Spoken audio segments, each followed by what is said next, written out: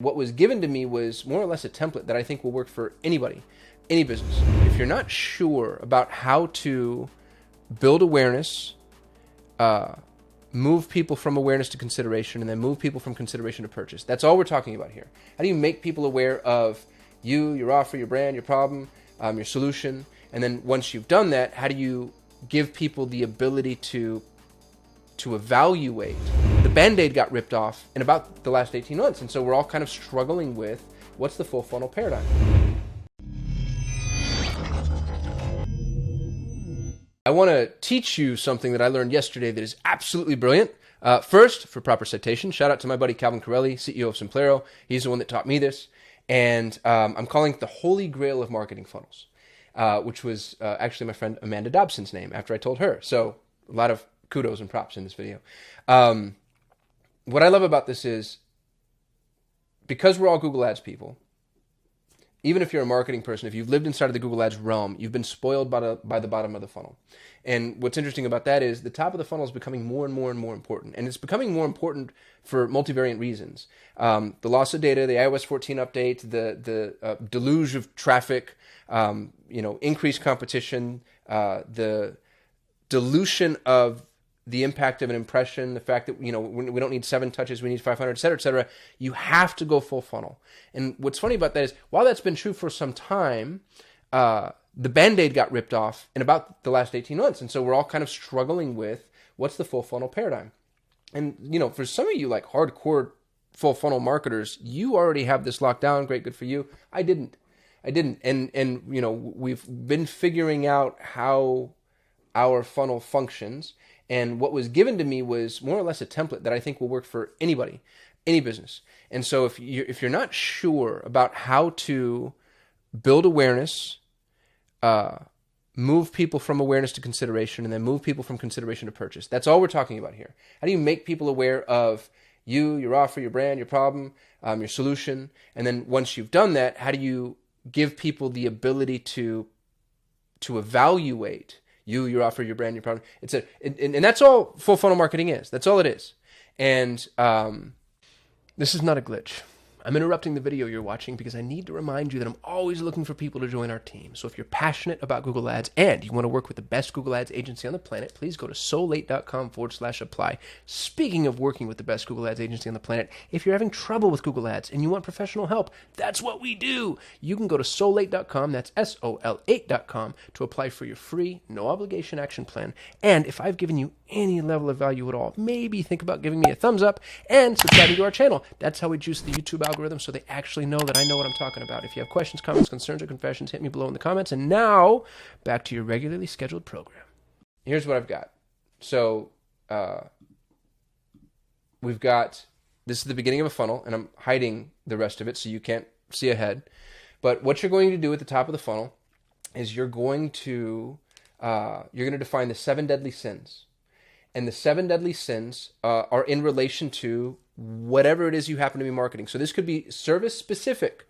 So I could do the 7 deadly sins of Google Ads, or the 7 deadly sins of Google Ads for e-com specifically. The more niche down you get, the more effective this messaging is going to be. But this is awesome for a number of reasons. Number one, the 7 deadly sins is an archetypal narrative that's in the back of at least every person with a Western cultural background knows what this is. And y'all, I can't tell you how important it is to evoke those types of narratives, because it doesn't require any explaining. You're going literally to a religious construct and you're saying, hey, do you know how important this is to the rest of life? Well, let me apply this to this little thing that we might be interested in.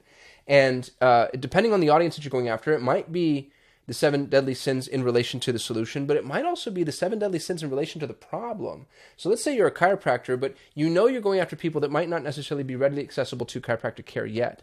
You could actually do the 7 deadly sins of back pain, or of curing back pain. And then, within the 7 deadly sins, you break it up and you literally do 7. You do 7. And it's like, hey, here's why non-invasive surgery isn't as, all it's cracked up to be, for instance. Or, here's why you have to be real careful with certain types of medication. The one pill of Bayer nukes your gut microbiome, or whatever. You do your 7. The other thing I like about this is for the marketer, it makes it easy. It puts it in a box. Here's what you need. You need 7 videos, really. So you're going to define the 7 deadly sins for your offer. And remember that you're defining that in a way that approaches the prospect in the right manner. If people are already problem aware and they're looking for a solution, then your 7 deadly sins can be about the solution.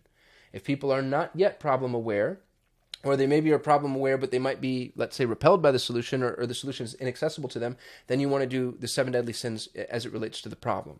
So that's the marketing strategy. That's up to you. So, but I'm giving you the framework here as to how to build the funnel. So you're going to do your 7 deadly sins, and you're going to do 1 video on each. Here's what's cool, is when you run that traffic, you're going to start to see what resonates with people from a narrative perspective. And you're going to see, because really the 7 deadly sins in a lot of ways, these are objections. These are objections that people would have to solving this problem. And when you run all 7 of the videos, statistically speaking, 2 are going to end up being viable. And you're going to start seeing which 2 objections are most powerful for your audience, or for the audience that you happen to be targeting. And so it accomplishes multiple goals. It helps build awareness. It does so in a multifaceted way with a library of media that gives you the opportunity to touch people with different messaging. And that, by the way, I think it's what we're missing. So often with split testing, we're split testing, the intro or the way we say something, but this allows you to split test the approach in a safe confine that still speaks to the same end result. So, top of the funnel, 7 deadly sins. You run video ads specifically. It doesn't have to necessarily just be video, but you run ads. So here we've got our 7 videos. 1, 2, 3, 4, 5. Just make sure I did that right. So these are representative of your 7 videos. You can tell that I'm not a graphic designer at all. I built this 2 seconds before I started shooting, so forgive me. And when you've run these videos, what you're doing is you're waiting for engagement. You don't move down the funnel until you've identified engagement. Now, some people, some avatars, some prospects, some audiences are going to engage at different points. So, somebody might engage, and by engage, by the way, you get to decide what this means, truly. But I think, watches either the video in its entirety if it's short, or watches enough of the video so that you know that they receive the message. And these are lines of demarcation that you can define within whatever advertising network you're using. But once somebody's fully engaged with a video, and we actually now have engaged viewers. I mean, this is a data point that you're offered. Then, and only then, do you move down.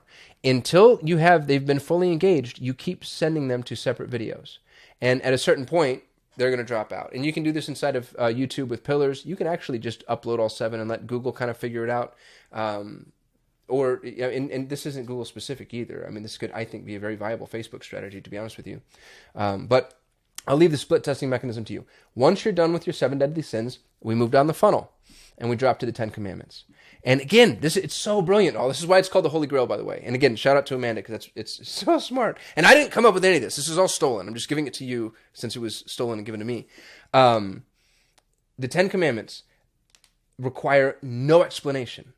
So you're doing yourself such a favor. There's such a service to the conversation, because you don't have to bring in this whole new pedagogical construct and explain somebody your industry from the ground up.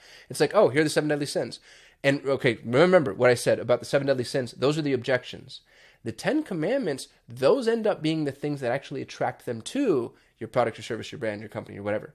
And where the top of the funnel is you're identifying the problem, the middle of the funnel, this is consideration.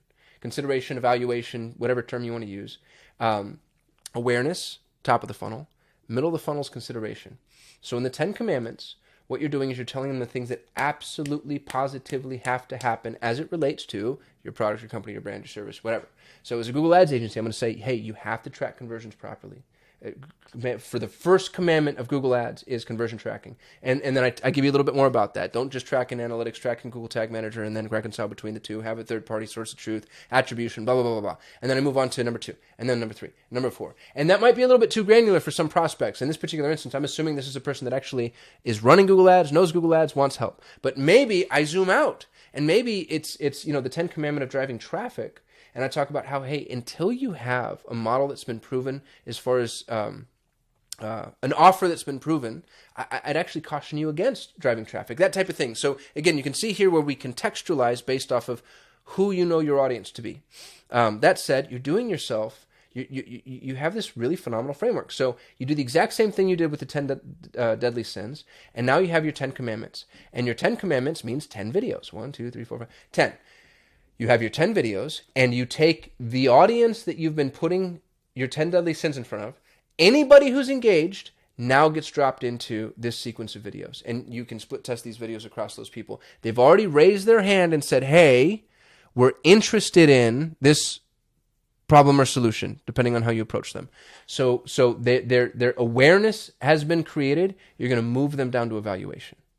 And you're going to do the exact same thing. Once they're in the evaluation stage, you're going to wait to see which one of these videos resonates. And what's really cool about this is you can actually start to, if you wanted to, you could start to dictate what they see based off of the video that's resonating with them. Because the 10 Commandments are all going to be value-based. This is, there's that whole marketing trope and cliche where features tell, benefits sell. So you're giving yourself the opportunity to position yourself as a thought leader. You're defining the rules for your entire industry with the 7 deadly sins and the 10 Commandments. But behind each of these is a benefit. And that benefit leads to features, and features are what people pay for. So they go from 7 deadly sins down to 10 Commandments. And from 10 Commandments, then you position your offer. Easy breezy, lemon squeezy.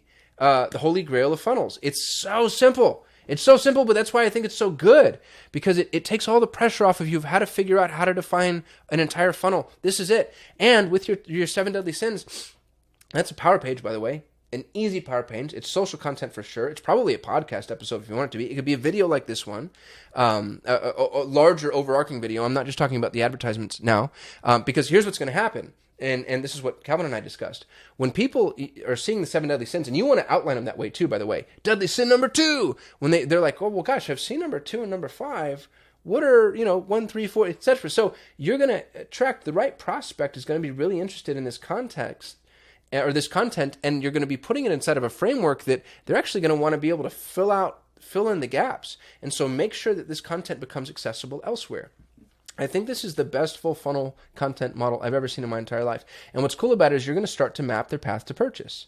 You're going to be able to see, like, gosh, people are really resonating with that 7th sin. And then from there, it's the 4th commandment. And now you're going to, and I wouldn't do this right away, but you can begin adjusting the offer based off of the narratives that you're seeing. And this equips you to talk to people in a way that resonates with them. Anyway, I just thought this was so cool. I was really grateful to Calvin for sharing it with me. I wanted to share it with you. That's all I got. I shoot a video every day, so like, comment, subscribe, and I'll see you tomorrow.